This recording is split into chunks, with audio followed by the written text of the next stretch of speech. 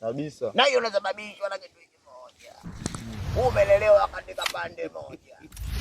Kivipi yani? Yaani umekuja katika makuzi ya mama yako. Si ndio mamangu mimi namkubali, nampenda. Yaani umekaa karibu na mama kuliko baba. Good boy. Unataka kumaanisha nini? Unaomboleza Kiza! Mambo gani hayo? Sasa mganga rudi utakukataa bwana. Hebu nieleweshe vizuri bwana, umeoniza kike vipi bwana? Unajua upo karibu sana na mama zako. Siri ya mama zako ndio unazo wewe. Wakina mama akikana wewe unakaa. Kwa hiyo sasa unaomoni sasa. Sasa alipo mamangu kwa nini nisikae sasa? Leo kazi ipo. Wewe nisaidie, mimi nataka unisaidie. Kwa nini nashindwa kutongoza? Jichanganye na wenzako. Kwa sababu unapokuona mambo safi muda wote uko ndani ya geti. Uongo kweli. Wewe unaenda kucheza na watoto wa Uswahilini. Sasa watoto wa Uswahilini wanavuta mibangi, sasa mimi na mibangi wapi? Hilo ndio. Mama yangu.